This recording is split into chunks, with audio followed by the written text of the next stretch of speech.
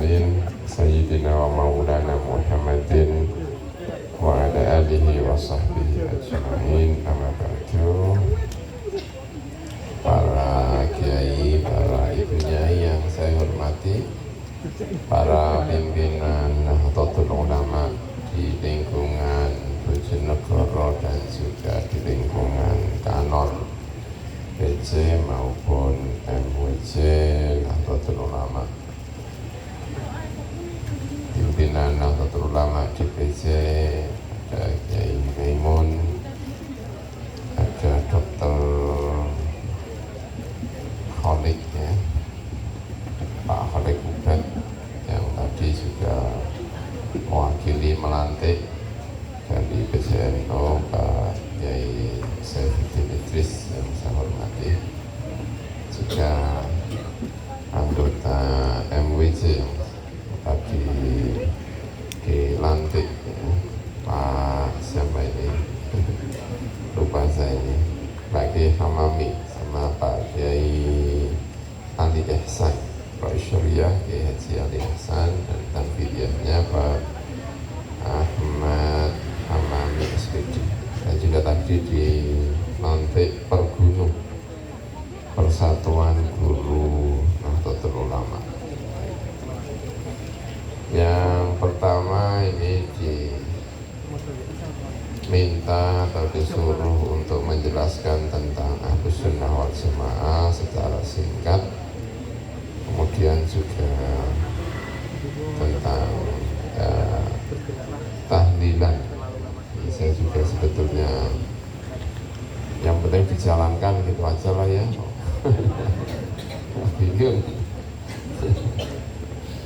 Baik, kita ikut Ahlus Sunnah wal Jamaah. Ahlus Sunnah wal Jamaah itu ya mengikuti sahabat, ya as-sunnah mengikuti sunnahnya Nabi Muhammad dan sunnahnya Khulafaur Rasyidun. Dan al-jamaah, al-jamaah itu artinya bisa berarti mayoritas bersama golongan yang banyak. Ya itulah yang disampaikan oleh Kanjeng Nabi, ma'ana alaihi wa ashabi. Saya kira kita sebagai fungsionaris NU paham betul itu, yaitu yang dilakukan oleh Kanjeng Nabi dan oleh para sahabat. Bapak-bapak, ibu-ibu yang saya hormati, kalau menurut catatannya ayah saya ini Mbah Maimun ya, cara menjelaskan Ahlus Sunnah wal Jamaah itu diantaranya melalui para pemikir-pemikirnya. Dari situ kita paham bahwa Ahlus Sunnah wal Jamaah itu yang pertama isinya itu macam-macam. Pertama, jadi Ahlus Sunnah wal Jamaah itu bukan berarti satu ya, tetapi bisa macam-macam. Karena sahabat itu juga macam-macam. Ma'ana alaihi wa ashabi itu artinya bi ayyihim iqtadaitum ihtadaitum. Mau ikut yang mana itu insya Allah mendapatkan hidayah. Jadi ikut salah satu di antara sahabat dengan segala perbedaannya, itu insya Allah mendapatkan hidayah. Itu artinya dari awal disampaikan bahwa Sunnah wal Jamaah itu tidak satu ya. Tidak satu itu artinya ada sedikit-sedikit perbedaan antara satu sahabat dengan sahabat yang lainnya, sehingga memudahkan ya. Kalau banyak kalau ada ulama-ulama itu ya beda itu ya dulu sahabat juga berbeda ya. Yang sering disampaikan ayah saya Mbah Maimun itu soal Mbah Hasyim Asy'ari dengan wakil Rois Amnya. Mbah Hasyim Asy'ari itu senang kentongan, Mbah Hasyim Asy'ari itu tidak suka kentongan, tapi bukan Mbah Wahab, tapi Mbah Fakih Mas Kumambang di Gresik itu senengannya kentongan. Nah kalau NU itu mau besar itu ya harus mengadopsi yang macam-macam itu, tidak satu. Kalau NU kepengen besar ya macam-macam itu. Ada yang sholawatannya tidak pakai terbangan, ada yang sholawatannya pakai terbangan. Nah sekarang ini tadi sholawatnya tak macam-macam, pakai drum ya. Pakai drum ya, pakai drum ya sudahlah. Ya itu kalau dimarahi dia malah repot kalau nggak jadi NU. Sekarang ADMS saja sekarang sudah NU. Itu ya karena NU mau mengadopsi, mau mengajak Pak Adi MS. Bayangkan kalau NU itu seperti Kiai Suriah semuanya ini, pasti Fatayat tidak mau jadi apa tadi? Paduan suara ya. Jadi dari awal itu memang tidak satu ya, tapi banyak dan berkat itu bisa menjadi besar. Yang pertama. Yang kedua, Ahlussunnah wal Jamaah itu berkembang. Kalau cara menjelaskannya Mbah Maimun itu begini. Zamannya Kanjeng Nabi itu yang dikumpulkan itu hanya Al-Quran. Jadi catatan-catatan yang tertulis secara resmi itu hanya Al-Quran. Nah kemudian setelah ada Umar Abdul Aziz, ada Syahibuddin Az-Zuhri, itu yang dikumpulkan tidak hanya Al-Quran, tetapi yang dikumpulkan adalah hadis. Jadi mulai ada Al-Quran sudah dikumpulkan dalam satu buku, hadis dikumpulkan. Nah setelah Al-Quran dan hadis itu kumpul, maka umat Islam itu punya materi yang banyak sekali. Materi ini harus disistematisasikan, disistemkan. Karena dulu itu kalau Kanjeng Nabi itu ngajari sholat, itu caranya shollu kama ra'aitumuni usolli.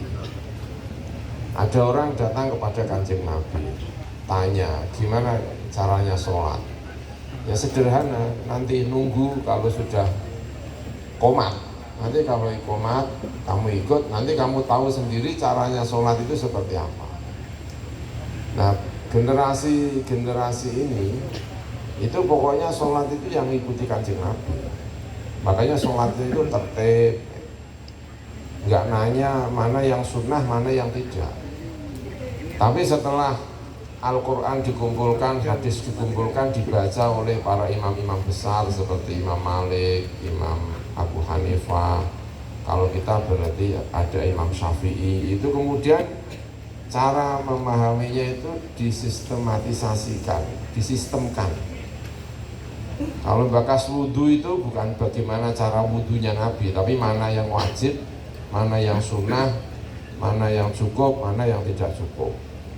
Maka cara belajar wudhu kita itu bukan kok kalimatnya bagaimana wudhunya Nabi, tapi fardune wudhu ini ada 6 sunnah ini. Terus akhirnya anak-anak itu kalau wudhu yang penting sah.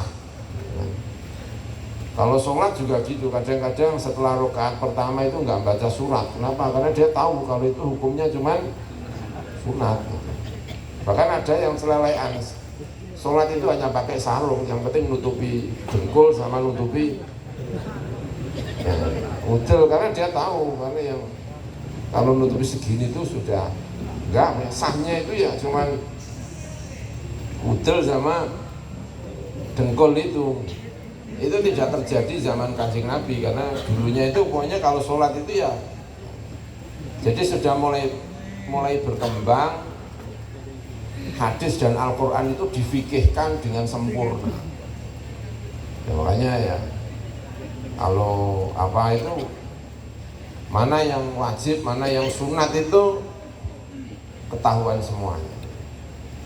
Nah berikutnya kemudian karena ada ilmu yang semakin banyak yang masuk ke dunia Islam sehingga lahir ilmu-ilmu kalam dan seterusnya. Jadi ulama-ulama itu kemudian berkembang. Nah itu kalau menurut ayah saya itu Mbah Maimun itu menunjukkan bahwa ya ilmu itu berarti berkembang. Ilmu itu yang berkembang. Ada ulama-ulama berikutnya, kemudian fase berikutnya nanti ada tasawuf, Fase berikutnya nanti ada Turki, lalu fase berikutnya nanti ada Sunan Ngampel, dan seterusnya. Nah, yang berkembang cara seperti ini itulah sehingga yang pertama mengadopsi bahwa Ahlussunnah wal Jamaah itu tidak satu, tapi ada beberapa yang agak berbeda antara satu dengan yang lainnya. Sehingga kalau NU itu ada Mbah Hasim, lalu ada Mbah Fakih Mas Kumambang, itu ya bisa dimengerti. Di dalam tubuh Nahdlatul Ulama itu sesuatu yang biasa. Sampai hari ini itu tidak ada kholnya Mbah Hasim Asy'ari setahu saya, karena Mbah Hasim itu tidak kerso di kholi. Tapi Rois Surya yang lainnya itu ya di kholi ya biasa. Jadi ada model Mbah Hasim Asy'ari, ada model kiai-kiai yang lain. Putra-putranya di kholi, Gus Dur ya di kholi. Kholnya ada versi dua, ada versi umum sama versi Arab. Jadi ya itu ya dulu berbeda-beda dalam tubuh Nahdlatul Ulama yang seperti ini itu biasa. Nah, bapak-bapak, ibu-ibu yang saya hormati, nah kemudian dari pelajaran-pelajaran ini diambil kesimpulan diantaranya ilmu berkembang ini karena mengikuti perkembangan yang ada. Ahlussunnah wal Jamaah itu tidak anti terhadap sesuatu yang baru. Ahlussunnah wal Jamaah itu tidak anti terhadap tradisi, tidak anti terhadap tradisi. Bahkan tradisi itu dalam catatan-catatan Nahdlatul Ulama, ulama-ulama NU, tradisi itu sangat-sangat diperhatikan. Agama ini bisa diterima dengan baik kalau tidak menghapus tradisi. Dan itu yang sering disampaikan, ini innama bu'itsu liutammima makarimal akhlak. Saya diutus itu bukan untuk mengubah semua, tetapi untuk menyempurnakan. Kalau ada hal-hal yang belum sempurna, disempurnakan, tapi tidak dirubah. Kalau ada sesuatu yang tradisi yang kelihatannya kurang baik, bukan dirubah, bukan dihilangkan, tetapi mana yang kira-kira kurang baik itu yang diperbaiki. Nah, tradisi ilmu kalam itu juga begitu, sehingga ada kita punya pelajaran ilmu kalam, pelajaran akidah, pelajaran apa itu, banyak diantaranya menggunakan mana yang kurang cocok itu dirubah agar cocok sesuai dengan agama Islam. Itu sudah diajarkan mulai imam-imam kita seperti Imam Syafi'i, Imam Abul Hasan Al-Asy'ari, Imam Ghazali, dan seterusnya, sehingga kita dengan gampang kalau ada tradisi itu kelihatannya kok kurang pas, itu bukan dihilangkan tetapi diperbaiki. Nah, itulah yang kira-kira tradisi-tradisi yang tadi disampaikan tentang 1 hari, 2 hari, 3 hari, 4 hari, sampai 7 hari. Kalau ditanya apakah itu ada zaman Kanjeng Nabi ataukah tidak, ya jawabannya sampai sekarang kita tidak menemukan ada tradisi itu di zaman Kanjeng Nabi. Makanya ulama-ulama kita itu menulis satu kaidah yang sangat-sangat penting, bahwa at-tarku ya itu tidak menunjukkan apapun. At-tarku itu tidak dilakukan dalam kaidah kita itu. Sesuatu yang tidak dilakukan itu tidak menunjukkan apapun, tidak menunjukkan tidak boleh, juga tidak menunjukkan dilakukan itu boleh, tidak menunjukkan apapun. Itu at-tarku. Kenapa? Karena misalnya begini, misalnya itu begini ya, Nabi itu tidak pernah soal tarku itu meninggalkan. Nabi tidak pernah ketahuan melakukan sholat setelah wudhu. Nabi itu kalau habis wudhu tidak pernah ketahuan melaksanakan sholat. Berarti secara dasar Nabi Muhammad tidak pernah mensyariatkan sunnatul wudhu, itu tidak pernah. Nah tapi Bilal itu menurut riwayat Kanjeng Nabi itu gumun sama Bilal. Kenapa Kanjeng Nabi kok gumun sama Bilal? Karena Kanjeng Nabi itu pernah mengundang Bilal, pokoknya ketemu Bilal lalu tanya kepada Bilal, kamu itu ngapain sih? Kamu itu kenapa? Kenapa? Saya mendengar suara sandalmu di surga. Jadi Bilal itu masih di dunia, itu suara sandalnya wis do swarga. Berarti kan ini calon apa? Calon swarga. Bayangkan kalau Bunyai itu konangan jilbabnya sudah ada di surga. Gitu tuh kan luar biasa itu. Bilal itu belum apa-apa, itu kata Kanjeng Nabi itu suara sandalnya wis do swarga. Terus ditanya sama Kanjeng Nabi, itu kamu punya ngamal apa itu? Kata Bilal itu begini, saya nggak punya amal-amal apa pokoknya. Yang saya lakukan itu Kanjeng Nabi, pokoknya saya kalau habis wudhu itu sholat. Nah pertanyaannya, Bilal punya modifikasi sholat. Itu dari mana itu? Kok tiba-tiba dia punya ide melaksanakan sholat setelah apa? Padahal itu tidak dilakukan oleh Kanjeng Nabi. Karena itulah kemudian ulama-ulama kita itu mengatakan apa yang tidak dilakukan oleh Nabi yang tadi disebut atarku itu tidak menunjukkan bahwa itu tidak boleh. Karena kalau tarku itu tidak boleh, itu rumit, mumet. Kanjeng Nabi itu tidak pernah mengumpulkan Al-Quran dalam satu buku, tidak pernah. Kanjeng Nabi tidak pernah mengumpulkan hadis dalam buku, tidak pernah. Kanjeng Nabi tidak pernah mengajarkan furudul wudhu sitatun wasunanuhu sekian, itu dalam hadis itu adalah semua istihad. Kalau itu dilarang semuanya maka buyar. Nggak ada itu ceritanya sholawat pakai drum. Nggak ada. Nah makanya at-tarku itu tidak menunjukkan apa-apa. Kalau itu disuruh memberi contoh itu banyak sekali. Bahwa apa yang tidak dilakukan Nabi, karena seringkali orang salah paham. Kalau ada orang melakukan sesuatu, tanyanya itu sahabat tidak pernah melakukan apa-apa, itu Nabi tidak pernah melakukan, itu menurut fikih secara konsep sebetulnya itu tidak benar. Karena sesuatu yang tidak dilakukan oleh Nabi itu sebenarnya tidak menunjukkan apa-apa.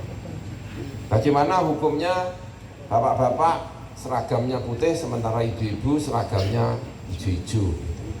Dulu kan Nabi tidak pernah melakukan, ya memang tidak pernah melakukan, itu tidak menunjukkan apa-apa. La yadullu ala syai'in, tidak menunjukkan apa-apa, boleh dilakukan asal benar, tidak boleh dilakukan kalau itu tidak. Bapak-bapak, ibu-ibu yang saya hormati, karena itu kalau ditanya misalnya apakah dulu Nabi itu melakukan selamatan 1 hari, 2 hari, 3 hari, oh tidak. Setidaknya tidak ada riwayat yang sampai kepada kita bahwa Nabi maupun sahabat melakukan itu tidak. Tetapi itu juga tidak ada larangannya. Jadi konsepnya berarti itu hanya sampai kepada masalah itu tidak pernah dilakukan. Nah ketika Islam itu masuk di Indonesia, menurut berbagai catatan, yang seperti ini itu sudah ada. Orang senang kalau ada orang mati itu 1 hari ditemenin, 2 hari ada yang nemenin, 3 hari ada yang nemenin dengan sambil melakukan apa kita tidak tahu secara persis apa-apa yang dilakukan pada saat itu. Nah berarti kumpul-kumpul di hari 1, hari kedua, hari ketiga itu sesuatu yang tidak ada konsepnya. Karena itu dilarang yang enggak, dianjurkan juga tidak, tapi itu dilakukan oleh masyarakat. Nah yang tidak boleh itu adalah 1 hari itu kemudian apa itu bikin sesajen untuk wong wilayah yang mana gitu ya. Nah, itu yang tidak boleh. Karena itu caranya seperti apa? Yang dilakukan adalah agar tradisi itu yang kurang pas diganti dengan yang tidak bertentangan dengan agama. Maka lahirlah 1 hari, 2 hari, 3 hari tahlilan. Sebetulnya itu. Jadi secara fikih itu sebetulnya itu tidak bermasalah. Walaupun nanti kalau ditanya tentang sejarahnya itu bagaimana, itu memang agak membingungkan seperti tadi disampaikan. Kalau keputusan Ahlussunnah, kalau keputusan Basul Masailnya orang-orang tasawuf pernah menelusuri, menurut mereka ini itu ya tradisi ini yang menciptakan bukan murni dari Indonesia, tapi itu sudah ada sejak zaman Al-Barzanji maupun Al-Haddad menurut sebuah riwayat. Nah, walaupun ada yang meriwayatkan itu Wali Songo ini apa, tetapi dengan berbagai riwayat itu secara dasar sebetulnya itu tidak bermasalah kalau kemudian dinyatakan itu tidak ada dalilnya dari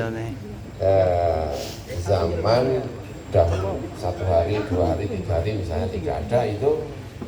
Ya walaupun kalau ditelusuri misalnya 7 hari itu ada padanannya, ya nanti akan kita lihat ya dalam riwayat-riwayat tertentu itu ada padanannya ya, namanya tradisi 7 hari itu kalau dicari ya tetap aja nas-nas yang ada yang menjadi apa, biasanya kita sampaikan kalau ini apa, kita sampaikan walaupun riwayatnya tidak dari Nabi tetapi itu dari para sahabatnya, kita sampaikan kalau dalam pelatihan Ansor, karena kami dulu menjadi instruktur di Ansor misalnya ya. Ini dari qala Tawus innal mauta yuftanuna fi quburihim sab'an fakanu yastahibbuna an yut'ama anhum tilkal ayyam. Itu Tawus itu generasi tabi'in. Tawus itu sudah pernah mengatakan bahwa ada tradisi bersedekah untuk mayit selama 7 hari kematian.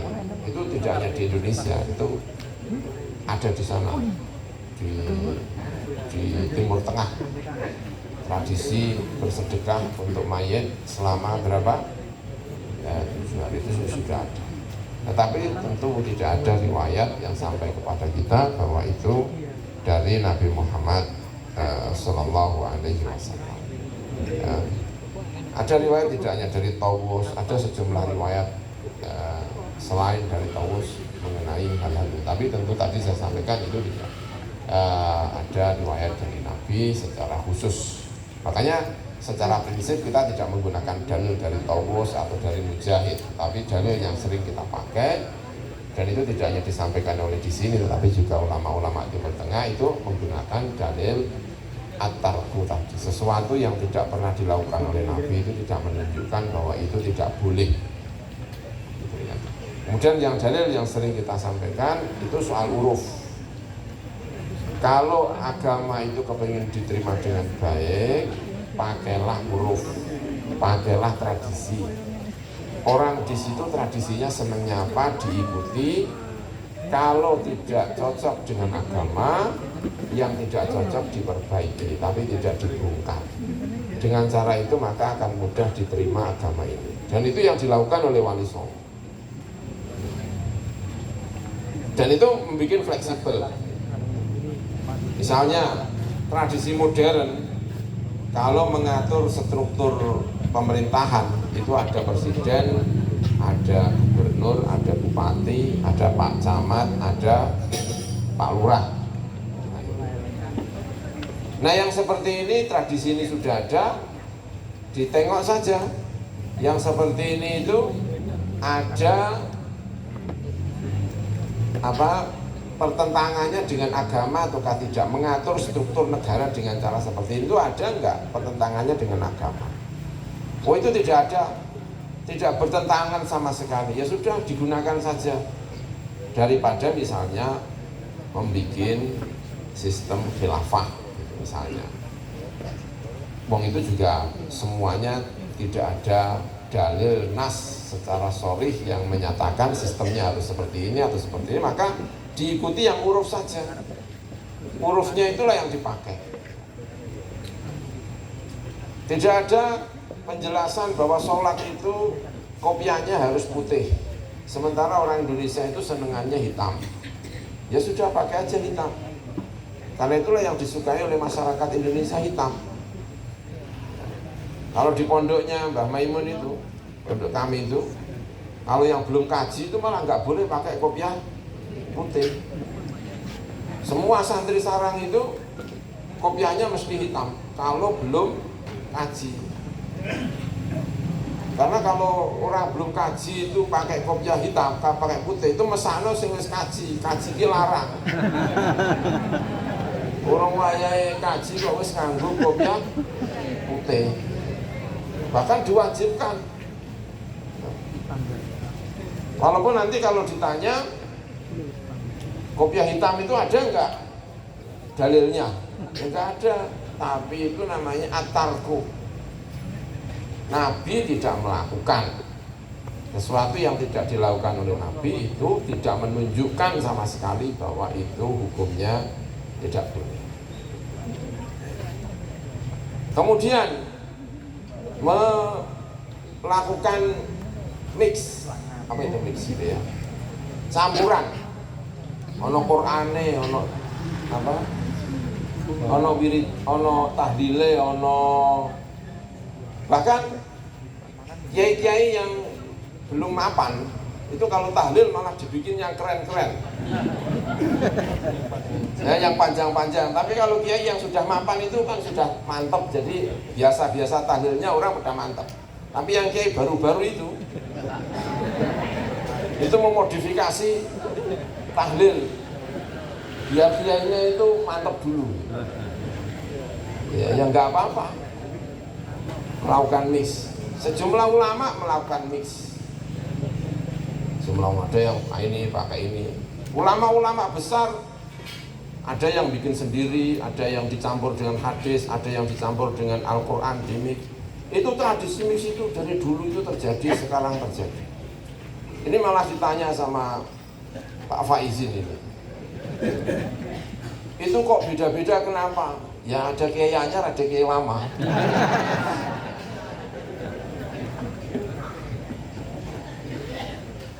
Ya, dan nanti juga ada yang bikin baru lagi apa, tapi ada standar-standar tertentu, kalimat-kalimat yang penting seperti la haula wala quwata illa billah, kemudian la ilaha illallah.